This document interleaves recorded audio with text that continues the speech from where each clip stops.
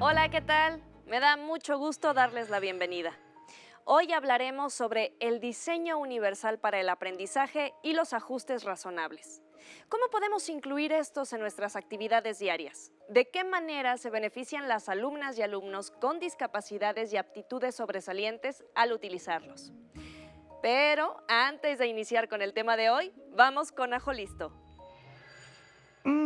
Jaja. Hola a todos los adultos que nos ven en Aprende en Casa 2. Es un gusto que nos acompañen.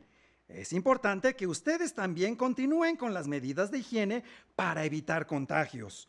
Y así, con su ejemplo, mostrar a las niñas y niños lo que hay que hacer.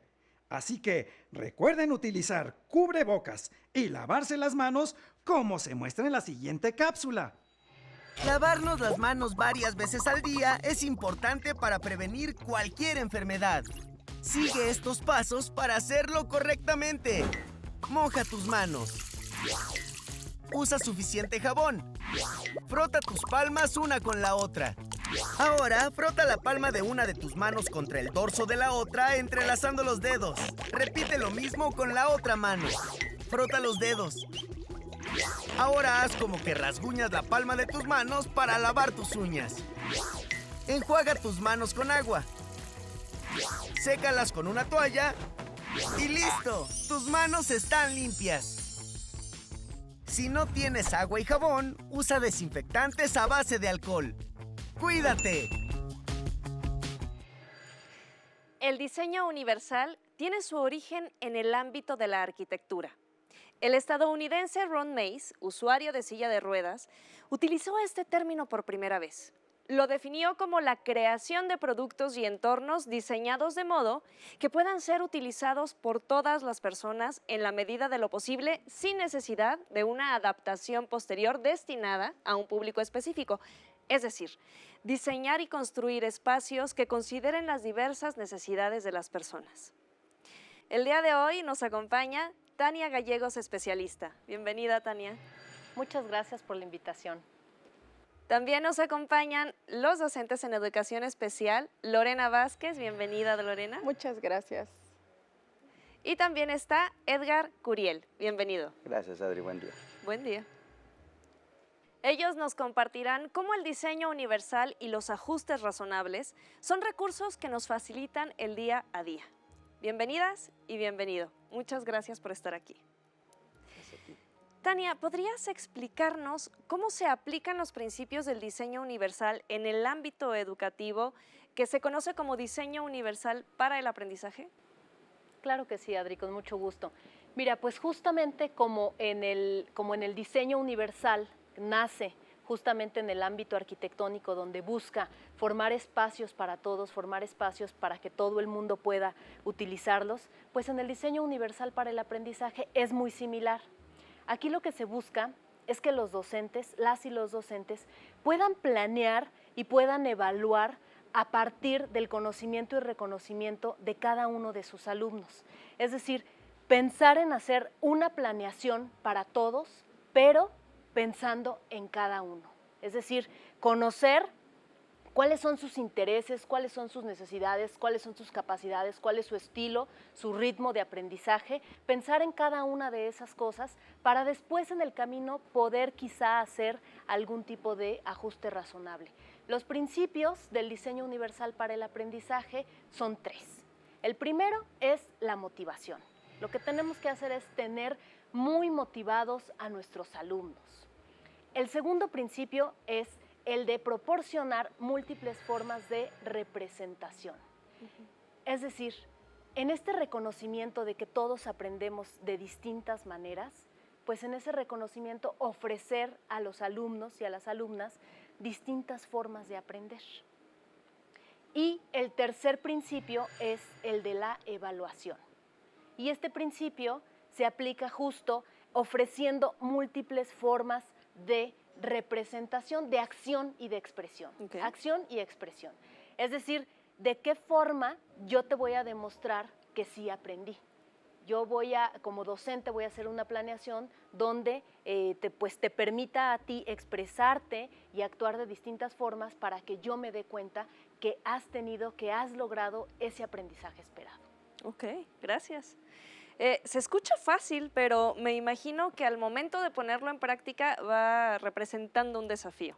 Y bueno, siguiendo con el DUA, que es el Diseño Universal para el Aprendizaje, y considerando sus 3 principios, que los voy a repetir, que son múltiples formas de representación, múltiples formas de acción y de expresión, así como las múltiples formas de motivación. Tania, ¿qué tipo de actividades pueden realizarse para la atención que las alumnas y alumnos enfrentan, que tienen alguna barrera para el aprendizaje y para la participación basándose en estos principios? Claro que sí. Pues mira, sin duda en este momento estamos atravesando por una situación pues delicada, especial, ¿no? Estamos enfrentándonos a una pandemia y eso ha traído pues distintas dificultades tanto para los docentes como para los padres de familia que hoy están tomando sus clases desde casa, ¿verdad? Es importante platicarte, Adri, que sin duda los maestros de educación especial son un pilar, son una pieza muy importante en el sistema educativo nacional. Ellos siempre buscan la forma de establecer contacto con los padres de familia, con las familias y con los propios alumnos. Nos hemos dado cuenta en estos días de pandemia, nos hemos dado cuenta que los alumnos, una de las cosas que más extrañan, pues es precisamente estar en contacto con otros alumnos. Y eso no nos dejarán mentir aquí los docentes de los centros de atención múltiple. Entonces, bueno, aplicando estos principios del diseño universal para el aprendizaje, pues el primero sería la motivación. Es decir, una motivación pues pudiera ser muy específica. Ahora ya las madres y los padres de familia pues se han tenido que especializar en esto del uso de las tecnologías. Claro. ¿No? Entonces, a través de distintas plataformas es como ellos han encontrado o encuentran este contacto con los demás alumnos y con los propios maestros. Así es como les han estado guiando. Entonces, bueno, una forma de motivar a los alumnos es a través de hacer que el aprendizaje sea divertido, que el aprendizaje sea significativo. Cuando hablamos de los alumnos de los centros de atención múltiple, tenemos que pensar muy bien en que las actividades que les dejemos estén muy enfocadas y encaminadas hacia la independencia, hacia aprendizajes para la vida diaria, aprendizajes que les van a servir más adelante. ¿Sí? Entonces, aplicando estos principios, el primero sería la motivación. Entonces, ¿de qué forma es? Pues que a través de sus personajes favoritos es escucharlos, conocer qué es lo que quieren hacer los alumnos, ¿no? Entonces, a través de su youtuber favorito, a través de pegar alguna estampa, a través de alguna aplicación, todo eso vamos a motivar a nuestro alumno y a nuestro niño en casa diciéndole, vamos a aprender el día de hoy, lo vamos a hacer a través de un recorrido virtual a un museo, por ejemplo. Entonces vamos a despertar ese interés. Entonces, de lo que se trata es presentar múltiples formas para motivar a nuestros hijos en casa y a los alumnos, ¿sí?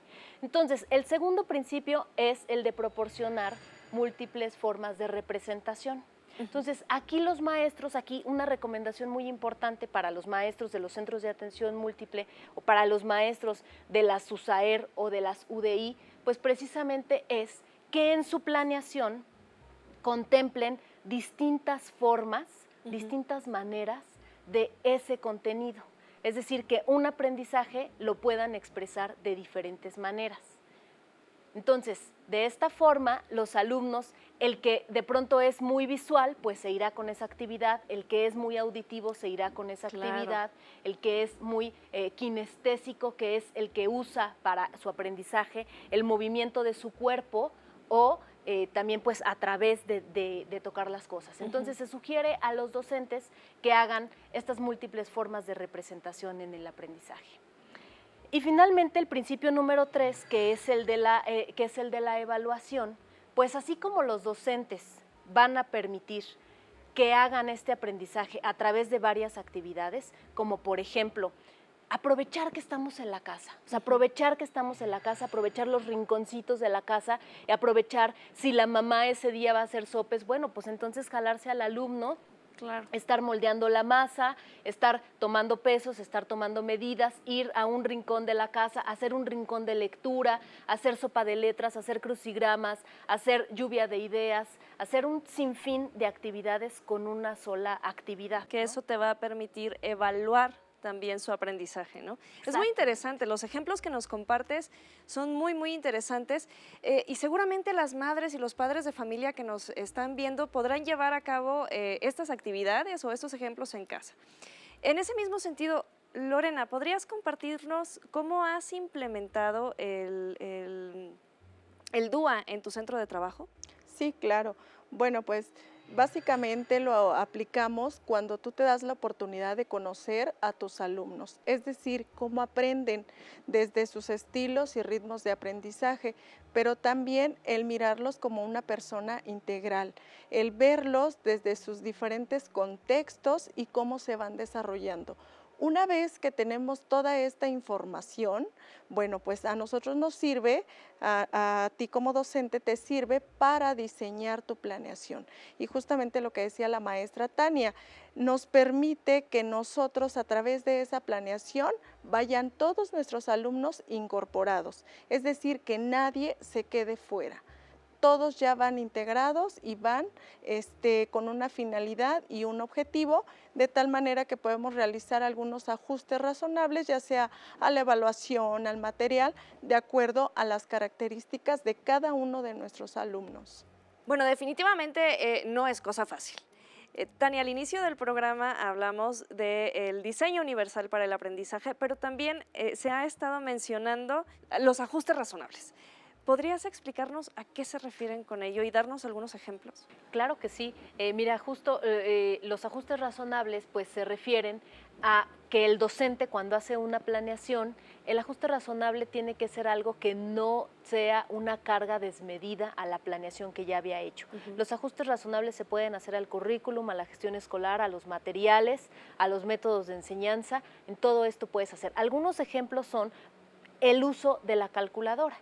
O si estás enseñando matemáticas, por ejemplo, puedes empezar con material concreto, puedes seguirte con el uso de la calculadora, porque al final lo que queremos es buscar este manejo del dinero, que conozcan las cifras, y entonces un ajuste puede ser que lo que los demás están haciendo, estas cifras, pues otro alumno puede estar usando la calculadora, por ejemplo, ¿no? O hacer quizá algunas lecturas fáciles, lecturas sencillas para facilitar también pues la comprensión a algunos alumnos con discapacidad intelectual, por ejemplo. Todo esto que cuentas es muy interesante y me surgió la duda de cuál es la diferencia entre un ajuste razonable y una adecuación curricular. Sí, pues mira, ahí la diferencia es que en el ajuste razonable vas a hacer realmente de la planeación que tú ya tienes, vas a hacer algo mínimo que ayude a este alumno a entender y a llegar al aprendizaje esperado que tú te programaste. Y pues el otro tiene que ver más con hacer algo, una planeación directa, pensando desde un inicio en ese alumno o en esa alumna. Es decir, va a implicar para ti como docente una carga mayor de trabajo, ¿no? Entonces lo mejor es pues hacer ajustes razonables, hacer una planeación para todos, pero pensando en cada uno. ¿Cómo entras a esta parte de hacer un ajuste razonable desde un principio? ¿Cómo es esa transición del docente o de la docente para entrar a hacer eso y cambiarte el chip de, en lugar de hacer una planeación general, hacer entonces una planeación con ajustes razonables? Sí, pues mira, esto se hace a través de el conocimiento de tus alumnos.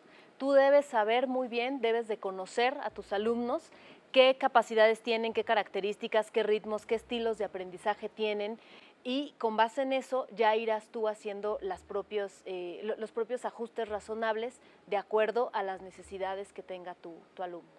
Ok, muchas gracias. Bueno, Lorena, me gustaría preguntarte, tú eres maestra de secundaria en un CAM. ¿Sí? Y tu grupo está conformado por alumnas y alumnos que tienen distinto tipo de discapacidades. ¿Cómo has realizado estos ajustes razonables? Por ejemplo, tengo entendido que tienes una alumna con Discapacidad visual. discapacidad visual. Gracias, se me fue el término. Sí, mira, pues aquí parte de los ajustes que realicé, pues básicamente es lo primero, adecuar o ajustar todo este mobiliario para que la alumna pueda desplazarse por todo el espacio. Entonces eso para ella es muy, muy importante. Otra cosa que realizamos como ajuste, pues es al material, ¿no? El material, sabemos que el sentido de la visión no lo tiene, entonces hay que aumentar esta parte de desarrollar el tacto. Entonces sus materiales pues son de acuerdo a formas, texturas, contornos, para que ella se vaya ubicando, ya sea en una hoja, en un cuaderno, en un libro, y que también, bueno, pues eso nos va a llevar posteriormente a la enseñanza de la lectura y escritura del sistema Braille. Ok, pues es muy importante conocer las características, intereses y habilidades de tu alumna para poder plantear estos ajustes. Supongo que estos ajustes no solo se realizan en las actividades que propones, sino también en la evaluación. ¿Qué tipo de ajustes has realizado para esta alumna con discapacidad visual de la que estamos hablando? Sí, es correcto. Bueno, uno de los primeros momentos de la evaluación es la evaluación diagnóstica, bueno, donde justamente toda la información que se le da a la alumna básicamente es a través del lenguaje oral, todas las instrucciones y demás, y esto me refiero a lo que vayamos a evaluar, a todas las asignaturas, por ejemplo. Entonces, en la parte de español sí se tuvo que hacer un ajuste importante de acuerdo a un manual, para la adquisición para la enseñanza del sistema Braille. Entonces, donde ahí nos manejan algunos prerequisitos que la alumna debe o el alumno debe tener antes de iniciar con el sistema Braille. Entonces, eso fue básicamente para la parte de español, donde se utilizó este material. Ya para la parte de matemáticas se utiliza material concreto, donde la alumna puede hacer conteo de fichas, incluso hasta el mismo ábaco lo ha utilizado, y entonces ella va haciendo su conteo y va resolviendo algunas sumas y restas. Entonces, y ya con material concreto, incluso también hasta el uso del dinero. Pero así, la moneda de 10 pesos, de 5 pesos, el billete, y la verdad es que sí, logramos un buen resultado en esta evaluación diagnóstica, y bueno, pues de ahí parte nuestro trabajo, en dónde se encuentra la alumna y hacia dónde queremos que ella avance o qué es lo que queremos que ella pueda lograr. Entonces sí, los ajustes en la evaluación es como algo primordial que tenemos que hacer dada su condición. Gracias, Lorena. Y bueno, Edgar, en tu caso, también estás al frente de un grupo de secundaria que está compuesto por alumnas y alumnos con diversos tipos de discapacidades. Y considerando que la discapacidad motriz, la tecnología juega un rol muy importante, ¿qué papel juega esta en los ajustes razonables? Yo creo que es un factor muy importante ahorita. La tecnología ha ayudado, ¿no?, a acercar al aprendizaje a los chicos, y principalmente hablando de motriz, hay aplicaciones que son muy buenas para ellos, para poder primero entender y ubicar las imágenes de la comida, dependiendo de los campos semánticos, ¿no? Y posteriormente también hay aplicaciones donde ya directamente el niño oprime y dice quiero comer, y ya te pasa el listado de la comida. Entonces, manzana, ¿no? Entonces el chico tiene que ir primero ubicando las imágenes, ¿no? Y ya después, como hablamos tú y yo, ellos simplemente oprimen el botón y ya habla el dispositivo, ¿no?, celular o computadora o tablet. Entonces, ayuda muchísimo, ¿no? Y no solamente a ellos, porque por decir, estos tableros de comunicación también te ayudan con los chicos de espectro autista, ¿no? Que no tienen una comunicación persona a persona, entonces igual, ¿no?, toca y ya se comunica. También podemos ocupar esas aplicaciones para los chicos con intelectual, ¿no? Para reforzar algún conocimiento. Entonces, retomando lo que dijo Tania, es darle las herramientas a los alumnos y que ellos se lo apropien, ¿no? Y eso es lo importante, y que lo sepan manejar, ¿no? Entonces, pues yo creo que en el caso de discapacidad visual, también hay aplicaciones donde le hablan y graban y entonces mandan el mensaje. O sea, la tecnología bien aplicada se puede sacar provecho, y más para estos chicos.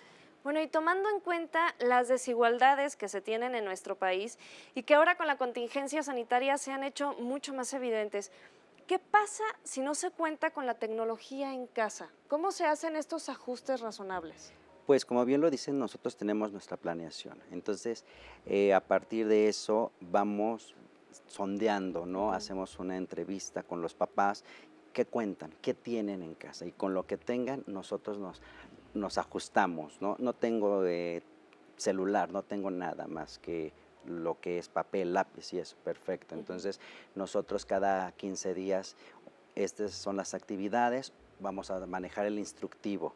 Le pido, por favor, que cuando haga el agua, le vaya diciendo paso a paso lo que tienen que hacer, ¿no? Entonces, ahí, agua de limón. Entonces, ¿cuántos litros tiene la jarra, ¿no? ¿Cuántos limones necesitas para esta jarra? Entonces, ya estás manejando en algo tan cotidiano un aprendizaje, ¿no? Medidas, ¿no? Igual y no convencionales, ¿cuántas cucharadas de azúcar? Ya si nos ponemos un poco, si tienen báscula, a ver, tanto, Claro. ¿no? Que no es lo más común, ¿no? Sino más bien es al tanteo de las medidas no convencionales. Pero de algo tan rutinario, ellos pueden aprender muchísimo, ¿no? Entonces, esos son los ajustes que nosotros realizamos. No hay nada de tecnología, tampoco pasa nada. Uno como docente, afortunadamente, al inicio del ciclo pide teléfonos, y al menos un teléfono en casa sí hay. Entonces, el maestro le marca por teléfono cada 15 días, estas son las actividades, y punto, ¿no? O si tiene la posibilidad de tener una papelería cerca, ok, mándeme el correo, yo le mando las actividades en PDF, y ya ustedes las imprimen, y ya después nada más me guarda el trabajo, si nos volvemos a ver, y si no, ya en dado caso, como en esta ocasión que fue, mándeme fotos, ¿no? Fotos, y yo ya recibo el producto. Entonces, de esa manera estuvimos comunicándonos. Y creo que otro factor muy importante es el apoyo de los papás, Por supuesto. ¿no? El apoyo es fundamental, y yo lo puedo decir, ¿no? Que en este ciclo que terminó, los papás estuvieron al pie del cañón apoyándolos, y ellos se pudieron dar cuenta de de cambio, ¿no? De este aprendizaje que tal vez si hubiera sido un ciclo normal, ¿no? Regular, donde el niño va a la escuela y después regresan a casa, no se nota tanto como ellos que vieron este proceso de cómo fueron evolucionando. Entonces, esto ayuda también a ver que el trabajo triangular es muy importante, ¿no? Independientemente de, es que no tenemos tecnología, no hay celular, no hay esto, pues buscamos las formas, pero el trabajo tiene que ser así. De verdad que es todo un reto la labor que desempeñan ambos, ¿no? Tanto docentes como padres de familia, y que han sabido superar conforme pasa el tiempo. Por otro lado, sabemos que además de los aprendizajes académicos, es importante desarrollar en las alumnas y alumnos habilidades para la vida diaria. ¿Nos pueden compartir qué tipo de ajustes razonables pueden favorecer dichas habilidades? Me gustaría comenzar contigo, Lorena. Sí, claro. Ya, por ejemplo, el maestro Edgar decía muy fácilmente, cuando nosotros vamos a hacer la comida, vamos a hacer preparaciones, ¿no?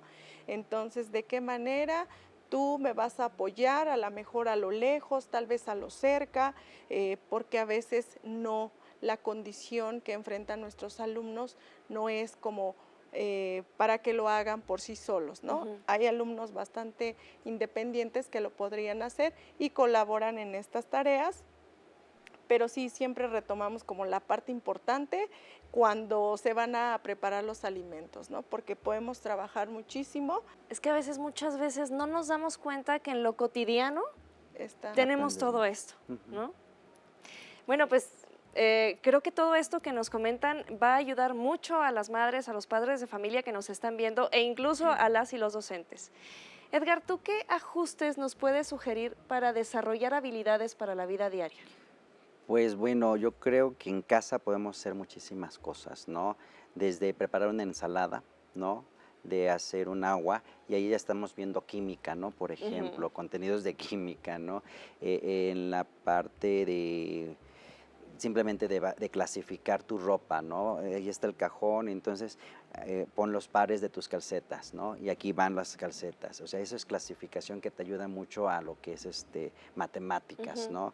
El repartir, ¿no? El que él ponga los platos de los familiares que están en casa, entonces ya va el conteo, hay algunos que se le dificultan, entonces tienen que ir papá, mamá, tal, tal, hay otros que no, dicen ¿cuántos somos? 5, y ya saca los 5, pero eso es algo que lo pueden hacer en casa y creo que hasta es más fácil, digo, en este sentido de que tienen las herramientas ahí a la mano y que es algo que ocupan y ven a diario, ¿no? Entonces, desde hacer una ensalada, un agua, digo, ahorita no se puede salir, pero algo que se les dice es tratar de, como son de secundaria, tratar de que los dejen, que compren, ¿no? O sea, claro. ve al pan, cómprate esto, te doy tanto. Entonces, sí hay un chequeo, pero sí hay que dejarlos, ¿no? Esta independencia, al final de cuentas, en el centro de atención múltiple que se busca esta parte de independencia, ¿no? Ahorita con los papás que tengo este ciclo escolar, lo mismo, ¿no? Es empezar a trabajar algo tan sencillo que es el uso del celular, Claro. ¿no? Algo tan sencillo que pareciera que todos a día lo usamos, a veces tenemos que ir aprendiendo junto con ellos y explicarles, ¿no? Se les hace un video explicativo, entonces tanto los papás como el alumno van aprendiendo y toda esta parte es lo que estamos trabajando. Y eso que mencionas también es todo un reto para las madres y los padres de familia, que muchas veces asumimos que como son adultos ya saben manejar todas estas herramientas y no es así. Ante la diversidad de alumnas y alumnos, cobra importancia ofrecer diversidad de métodos, de técnicas, de estrategias, evaluaciones, para que vayan alcanzando sus aprendizajes. Y en este sentido, el diseño universal para el aprendizaje y los ajustes razonables son recursos que las y los docentes pueden utilizar para prevenir y minimizar las barreras para el aprendizaje o bien para eliminarlas. Este enfoque ofrece la flexibilidad que se requiere para que todas y todos sean beneficiados, de manera que la enseñanza se adapte al estudiante, en lugar de que sea el estudiante quien se tenga que adaptar a la escuela. Muchísimas gracias por acompañarlos. Tania, muchísimas gracias por estar aquí. Gracias. Lorena, gracias. Gracias. Edgar, Gracias muchísimas a ti. gracias. Y por supuesto, muchísimas gracias a todas y a todos ustedes que nos están acompañando desde casa.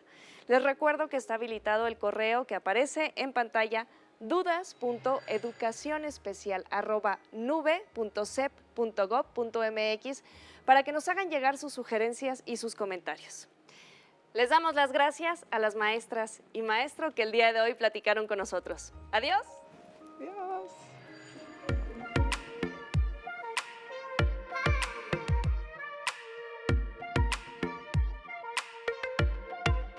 Ha llegado el momento de movernos. Vamos a esta pausa activa. ¡Muévete!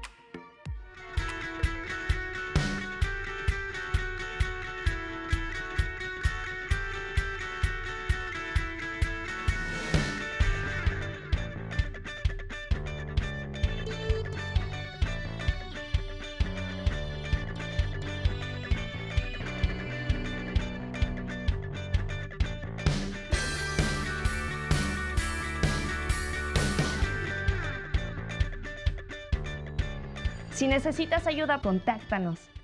Página web cep.gov.mx, correo electrónico buzon.escolar@nube.cep.gov.mx, en Facebook @cepmx, en Twitter @cep_mx, en YouTube canal CEP, en Instagram @cepmx.